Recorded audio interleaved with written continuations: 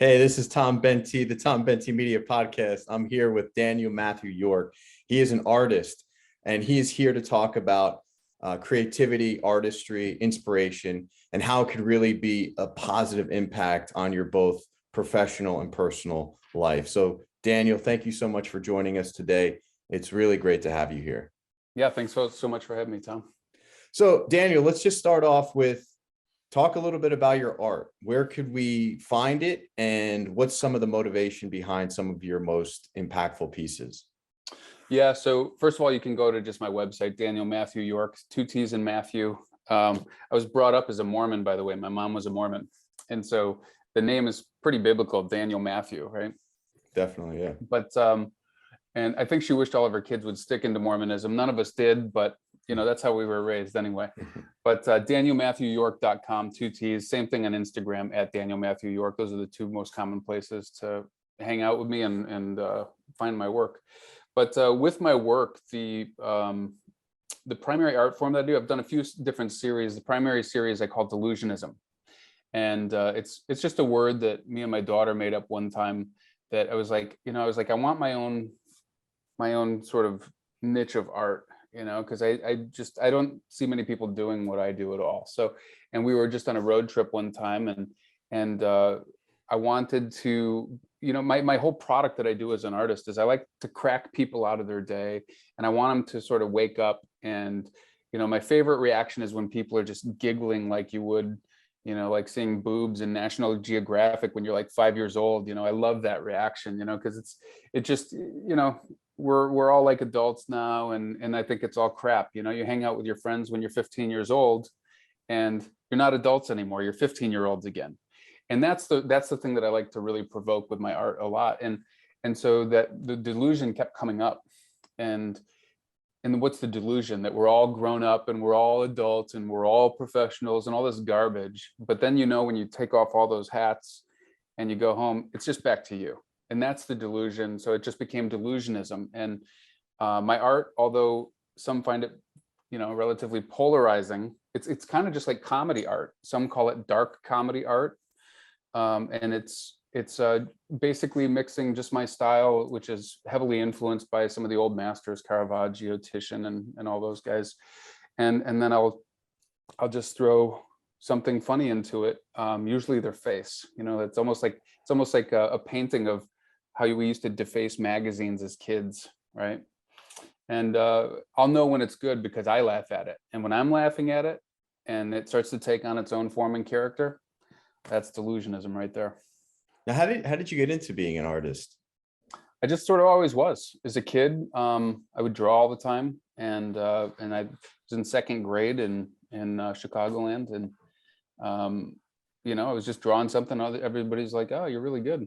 I had no idea. I just enjoyed doing it, and then that just developed from there, and you just get better and better. The art form that I do, funny, kind of carried through all of it. Even so much so that when I was doing the stuff that I used to do in high school, which anybody that remembered me in high school, she would say stuff like, "You all right?" Like because it was kind of morbid, really, some of it. And I was brought up on heavy metal and Hellraiser movies and Clive Barker stuff like that. So it was just the style that I had. And then as I went into my 20s, I felt like I lost my way quite a bit. And then as I moved through that, I was like, what am I doing here? What am I doing with my art? And all of a sudden you just stop fighting what you're trying to do and what you're trying to be, and just be, just exist as it. And so then I was just like, screw it, this is what I do. And I've done my favorite stuff from that point forward. I mean, I enjoy every single painting that I do. Yeah, it's interesting. I mean, because I'm a writer, I'm a screenwriter, and I think when I'm writing, you're thinking about the audience, but at the same time, you're not. You're kind of just focused on like telling a good story. Yeah. Now, artistry is different than that. It's just about a visual. Like, what's the process like? Because like from my standpoint, it's all about the story structure. So you create these great characters, you put them in circumstances that create conflict or tension or drama or inspiration, etc. How do you go about creating an artwork? Is there any sort of pre-planning involved? I mean, do you like, for me as a writer, I'm trying to kind of see the similarities and the differences here. But for me as a writer, like an idea will pop in my head and I'll write it down. And then it could be, the next day, or it could be years where I actually get to it and start formulating it. But it all starts with the basic idea. What's your process like?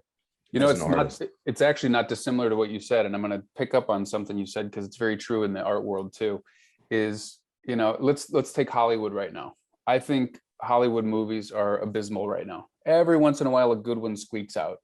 But, if I were to try to categorize, a nice little, or try to concisely make a little statement as to why I think that is, I think it's because they're trying to make everybody happy. They're trying to placate this audience and appeal to this audience and try to make these big blockbusters all the time.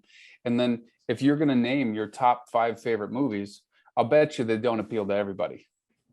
Right. And they're probably good stories with great characters and somebody's good idea that they didn't know if it was going to work. You know what I mean? And then it went out and it just forged a path, like Shawshank Redemption, probably in my top 20 favorite movies of all time. If, I'm old enough to remember when that came out, and it was not a blockbuster success. And, of course, it's Stephen King, who was a big star already. However, that was pretty outside of his norm. So he just did a great story, and the movie was fantastic. And then it turns out to be one of those movies that just does well over the last 30 years. It's always on cable. Every time you're in a hotel room, it's always on, right? So, I've gone through that as an artist and a musician. I'm a musician too. I used to play in rock bands in my early 20s and teen years. And you're always trying to like write a hit or paint something that everybody loves. And you're trying to do that. And I find that I just produce dog shit when I do that. It's just horrible. So, and I'm also at the age where I'm not happy. I'm not happy unless I'm producing what I'm happy with. And I'm not interested in pleasing everybody. I understand that I have an audience. Some people absolutely hate what I do. They think it's horrendous. And some people laugh and think, they're like, God, this stuff is so good. And it's just the way that it is. You have an audience, you have a public, right? Using some PR speak there. So, but getting back to your original question with my process, it's not dissimilar to what you do. Sometimes I'll just have that flash of an idea, right? And I'll either write it down. I have my little iPhone notes thing in there, I'll write down my little idea, like a little blurb about it. Then I'll sketch it out on a canvas and move from there. But sometimes, even if I don't have an idea, just to stay productive, I just get in action. Like I don't start overthinking anything. Every time I overthink anything, it becomes trash. And so I just get the thought process out and I just move into action.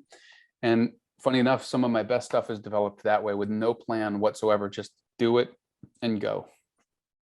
I think those are my 2 primary ways that I produce work right there. Yeah, I mean, that it does sound like it's a very similar process, even though it's a completely different medium. So it sounds like you're not really thinking too much about the audience. It's all about the inspiration. It's all about your kind of vision, and hopefully it'll reach an audience.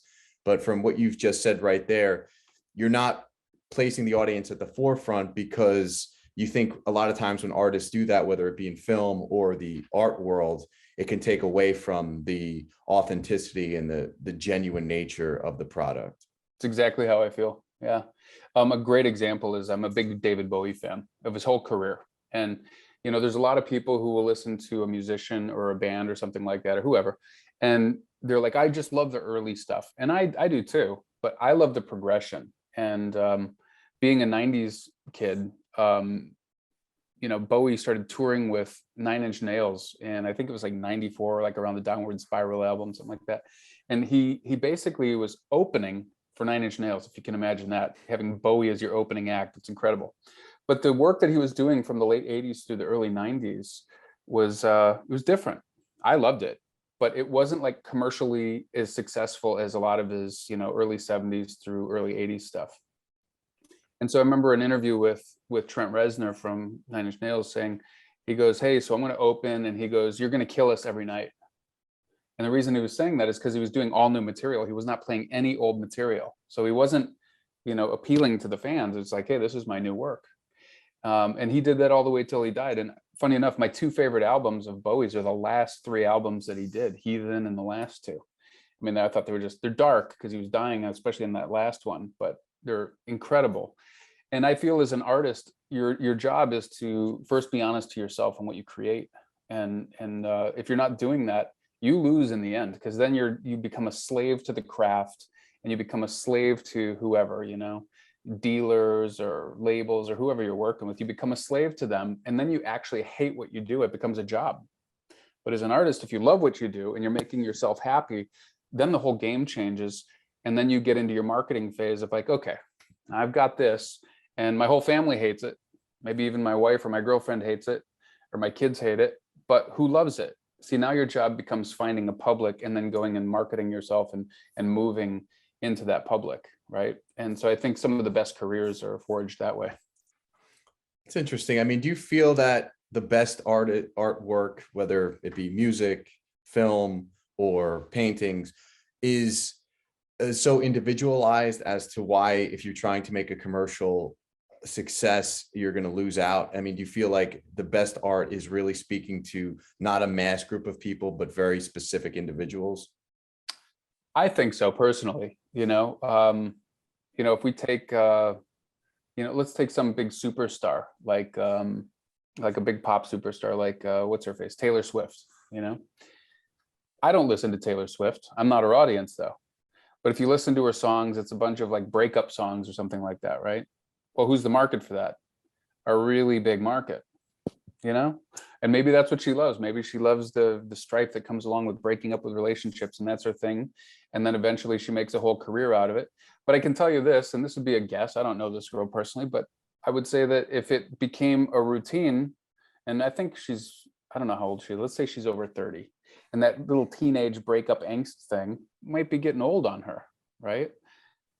If she keeps writing that stuff, I would personally think that she would start to, as they call it in Hollywood, on all these new movies, they call them money grabs, because they're just taking all this, all this nostalgia that we all have for things like Star Wars and putting out these crap movies, and it's a money grab is what they keep saying. And I would say that it could turn into that, and you start to alienate the original audience, because you got to remember your audience is always growing with you, right?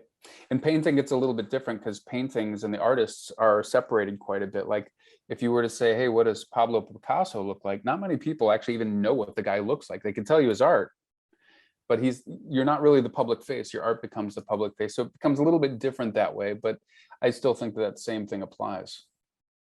Has your creativity, has your art changed since you were a kid? You said you started this when you were in the second grade. I mean, as an artist, really, and myself included as a writer, I mean, your perceptions change as you change as a person. So like the things that I was writing about when I was in my 20s aren't things that I would be writing about now, because I don't have that perspective per se. Or even if I was to write a story about people that are in their 20s, I would have a different point of view and perception. I would still try to understand those characters, but I think my perception would be different, not only because I changed, but also kind of the world changed too. I think it's important that you understand how you change as a person, as an artist, but also how the context of the culture changes as well. I mean, if you go back and watch the teen films that were popular in the 90s when I was in high school, you could never make those movies today. My favorite film of the 90s is Can't Hardly Wait. I love that movie. That movie just like it changed my life. I mean, I saw it 4 times in the theaters in 98.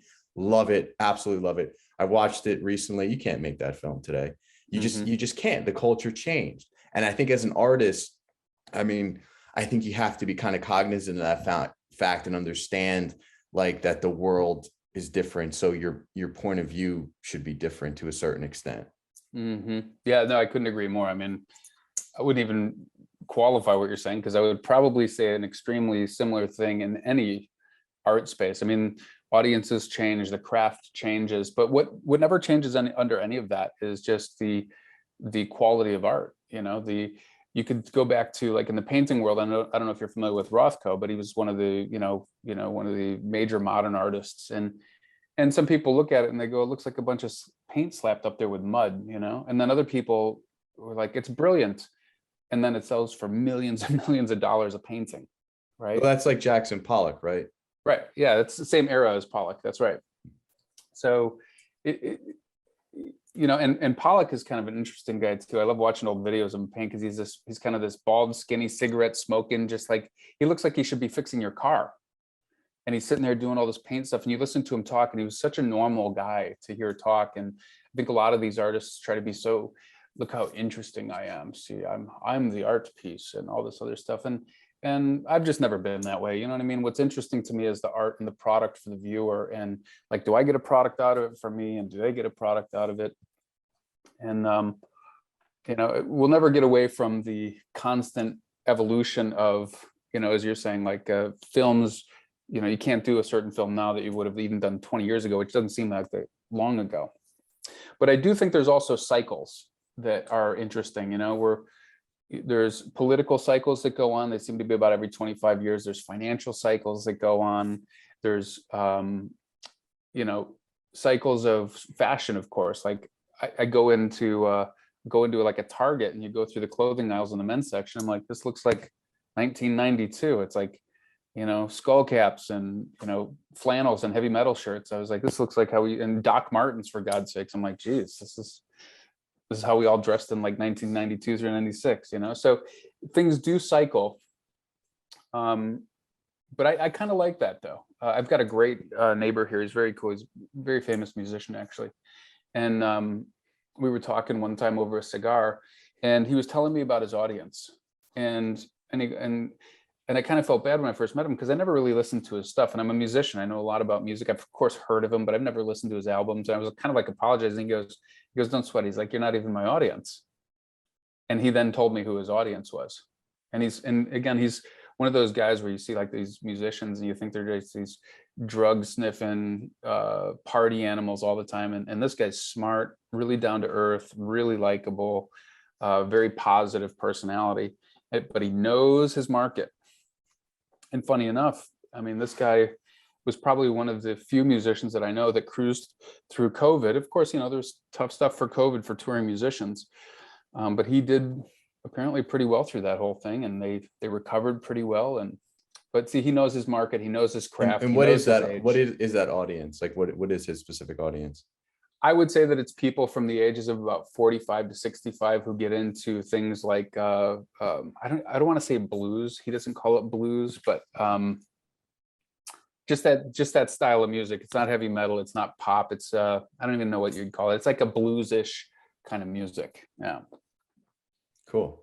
Cool. But I think when you're talking about good art and stuff that lasts through the generations, I mean, is it really just about making an impact on a person, on a society, on a culture? Like, what, in your view, defines good art? Well, I guess it would be what's the reaction? What's the effect? Right. So I watched the movie last night, and I love the actor. I won't say what the movie is, but it was horrible. I couldn't even finish the movie. And I love movies. I'm not a TV guy. I'm more of a movie guy. I love movies. I love watching great actors. I love stories like that have a start, change, and stop, not series with 95 episodes. It's just not my style. But the actor was so good, as he is in every single movie that he's in. And the movie was horrible. And the directing was horrible. And it was like watching the super talented guy surrounded by like a bunch of children, including the director, right? What was so bad about it in your view? Like what did not resonate? Well, for one, it's set in a small town in Texas. All right. And who they hired is all these LA girls who are super skinny, tan, shiny faced, duck lipped, fake boobed women for a small town in Texas. Okay. It's supposed to be about a Texas Ranger. And it couldn't have been less realistic. I mean, it was just like, what did you hire a bunch of starving models or something out in LA for the casting role? And it was just completely unbelievable right from the start, because they load the beginning of the movie with all these girls, and you're just like, all right, okay. You know, it was almost like they were trying to make up for the lack of the story and stuff like that with women. And you know, if you go look at something like a great Quentin Tarantino movie like Hateful Eight, you know, he didn't sit there and bring in like pretty women for that. You know, he brought in Jennifer Jason Leigh, and and she's not an unattractive woman, but he really uglied her up for that movie for the character. And then the whole movie takes place in a house. I mean, you got to have great characters, great stories, great concepts to drive an entire movie in one room for 2.5 hours or however long that was. And I think that's why he's such a, you know, successful and brilliant writer and director, really. That's funny because like, you need that realism. It's like, even though it's art in general is escapism, we are longing for some sort of realism that we can latch onto, but it can be shown in a way that makes us look at the world differently. But there has to be it has to be grounded in that realism of life. And if you don't have that, if you have a situation where, like you said, it's the characters look unrealistic and you lose that authenticity, you lose the project, and the audience is not going to be going along on the journey with you. Yeah, absolutely. I mean, and the same goes for the painting world. You go, if you take a look at something like George Condo, I love George Condo, always have, and he's a big blue chip superstar artist, but he's just cool. I mean, like all of his stuff, he's got these characters, and he was doing stuff that nobody was doing at the time, and he's got a bunch of copycats now, but the copycats are never going to be him because they are just that. They're copycats. They don't have the authenticity, as you're saying. They don't have the connection. And if you ever go look at some of his art, it's pretty wild stuff. And he's kind of a mix of cubism and like weird comic book characters. It's just such a weird mix, but it's him. It's completely genuinely him, and that communicates. So I don't have my gallery across the street in Nashville, but I used to have a gallery across the street from where I live downtown. And, there's a bunch of galleries. This is the arts district that I live in. So there's a lot of galleries here. And people would come in, some nights we'd have hundreds of people out here on like Nashville art crawls, and people would come in and they have a whole room full of people like giggling at my stuff and pointing and which I thought was great because it's reaction. Right, it's the communication, because that's what I do is I sit there and I giggle and I laugh at the stuff. I'm like, all right, that's pretty good. And then it's a matter of just putting in the artistic stuff. But these paintings are almost like a story. They tend to take on a character after a while. They have like a personality, and you're putting this into them as you paint it, just as you would writing a story. Or even if you're putting on your acting hat, how would you become that person? It's not that much different in painting. And you can always tell the difference when you see a painting live, in particular, not a photo, but live. A painting will have a life, and you'll feel the life. It's almost like you can feel what the artist put into it coming out, and that's part of the reaction. And then I'm sure you've heard of these like Chinese guys and these Asian guys that they'll paint the same picture 200 times over, and then you go buy them for like $50 at like Kohl's or in a mall or something. And they have no life. It's a bunch of stupid colors and paints. And that guy painted the same thing 200 times because he's a slave to the canvas. He's lost the art, he's lost the story, he's lost the character. And when you look at it, you go, yeah, it's worth $50. You know what I mean? And no dealer's interested in that. I mean, that's a money grab. And I think that's where you lose art. And believe me, I'm all for artists making a lot of money. I'm always flabbergasted at how much money the arts has in it and how much money these guys make in all their top fields. So I'm all for that. But I think the top performers and the top producers, certainly my favorites, are all in their own way masters of their craft. Even a guy like Bruce Willis. Bruce Willis is Bruce Willis in pretty much every movie he's in. But I love Bruce Willis, I mean, it's Bruce Willis. So that's his craft. It's just they're casting Bruce Willis.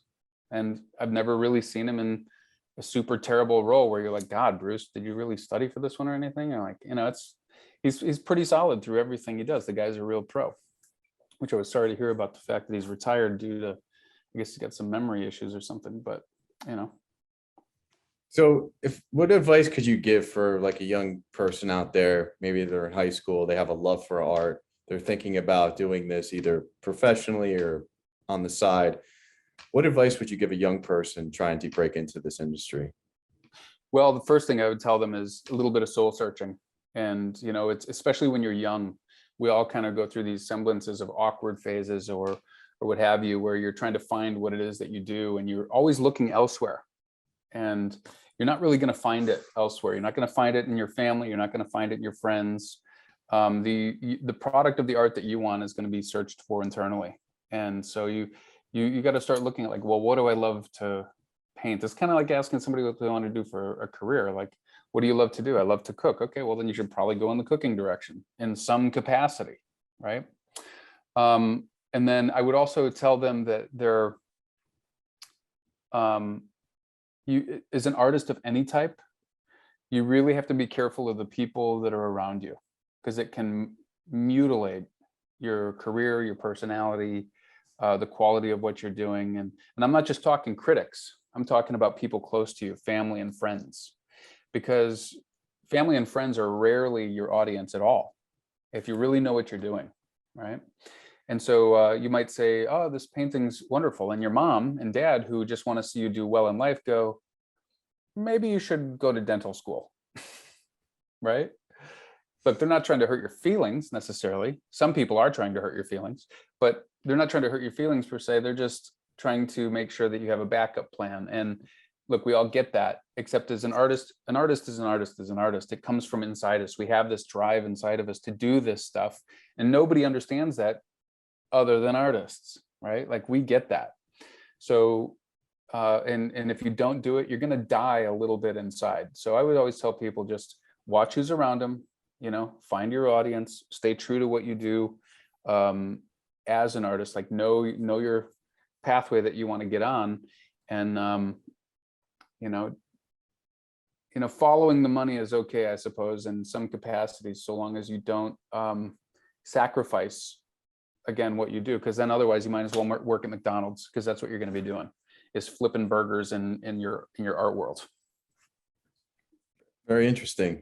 So what are some, as we wrap up here, Daniel, what are some art, whether it be film, music, paintings, that you've seen recently that really made an impact on you, and why did it have that impact? What was it about that piece of work that really impacted you? Okay. Well, I could do any one of those arenas, because like I said, I love art of all types: movies, paintings, music. Whichever, yeah, whatever you want to talk about. Yeah, well, it's funny because if we take something like, let's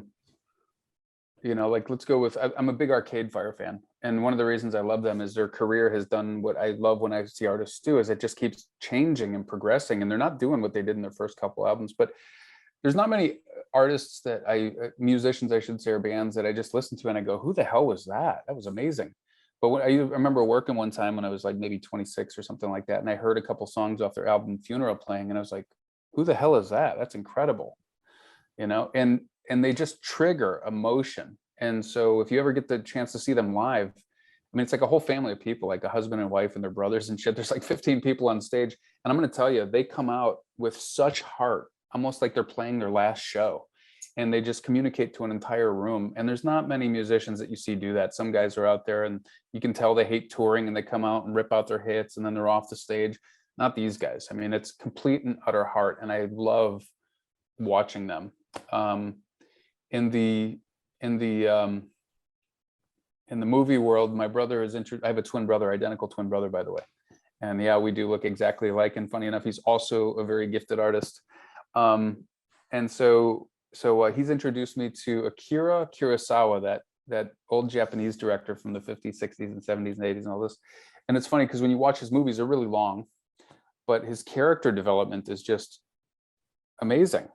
Like I was watching one from 1952, I think it was called Seven Samurais, and maybe 54. And he's just got these characters that are so defined, and you're so attached to them by the end of the movie that when one of them dies, you're like, as opposed to a movie I saw recently that I'm not going to say what it is, but it's a Hollywood big superhero blockbuster. Okay, quasi superhero blockbuster anyway. And they introduce these characters, and then they give these characters these dramatic deaths, and you're like, I didn't give a shit about that guy in the movie at all. Like, why the dramatic death? Write him out. Let's move on with the story here. Like there's the genuine art and craft that came through those characters with Akira, and then the money grab, like, oh, we're going to do a big dramatic death because it's part of our cookie cutter plot to make a $500 million grossing movie. And then I'd say the final one is in the art world. I've already mentioned George Condo, but I'm a big Lisa Yuskavage fan, and she's just brilliant. She just does what she does, and I really love that about her work. Her characters that are in her paintings and her stuff has so much life. It's almost like being transported to a different planet sometimes.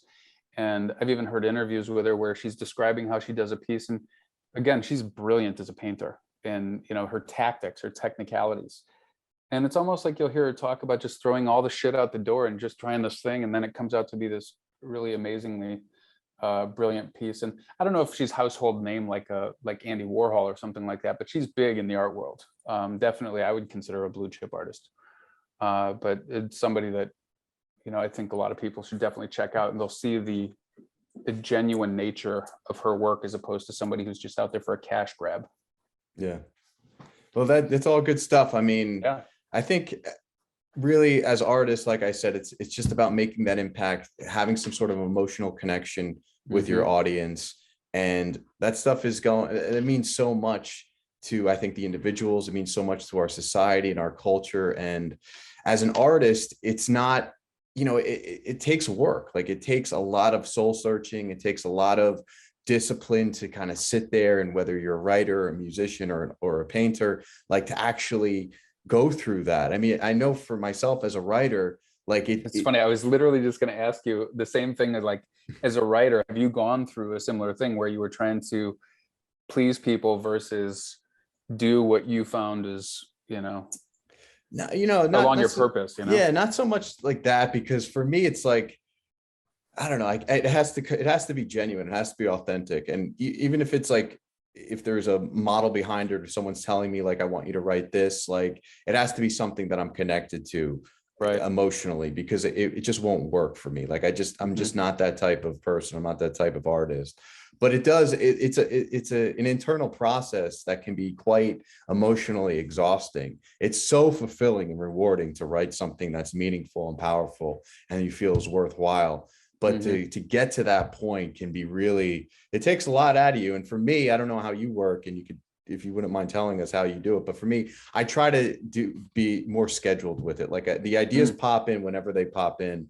But in terms of the actual facilitation of those ideas, like, I try to do it as more of like a job, like just schedule a few hours a day to write something. I was never the type of person that I'm going to go on these benders and like write for Me neither. 48 hours. Like, it has to be more like, you know, structured, and over time we'll have something that's meaningful. Well, I'm glad you said that, because you bring up a great point that I think, you know, especially as you're talking about advice to maybe young artists of any sort. I think you hit the nail on the head, because I do that exact same thing. Inspiration comes whenever it comes, you know, but treating it like a job, and that's what you do, and scheduling it in and having that professionalism into it is what really makes it successful. You know, anybody that's super successful in any creative craft, I'm going to tell you, they get up early, they're exercising, they take care of themselves, they're scheduled. You know, this whole farce that has been spread around the arts community that, you know, they're on coke benders for 3 days, and, you know, like all this, like, if you go behind the scenes there, maybe that artist is like that, but they have managers and agents that are not, and they're completely scheduled. They're doing their junkets, they're doing their whole thing. I just think it's a really funny concept of what the appearance is versus the reality. And you got to get up, you got to do it like a job. You got to have your scheduled time, go through the routine. Some days you're off the ball, some days you're on the ball, and you learn about yourself in those scenarios too. But that's how stuff gets done. You know, I know an artist that has worked on one piece of art, okay? One piece of art for 16 months. Now, and we're not talking something like, if you've ever seen some of Salvador Dali's later work in his life, we're not talking about art that's hyper huge and hyper detailed and incredible that would take him years to work on. And if you ever see it in person, you can go to the Dali Museum in St. Petersburg and see it. It took him years to do some of these things, but when you see it, you're like, oh, I see why. We're talking about just okay work here, right? Like something that some people could maybe bat out in a few days or a week. And sometimes I don't, you know, I just go, what are you doing? You know, and his whole life is like that though, you know, sleeps until 2 o'clock and, you know, just doesn't take care of himself. And I mean, you look at the guy, you go like, I get it. Right. And then he gets into, this is the artist lifestyle. And I'm like, all right, whatever. You do your thing, bro. You do your thing.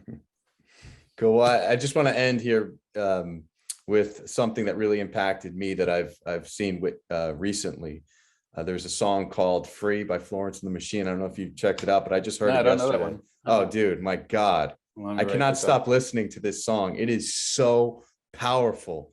It is. I'm not a big Florence and the Machine fan. I don't know too much of their work, but this song talk about art, talking about making an impact, talking about telling a story, and about this song's about anxiety, but it is done in such a creative and inspirational way.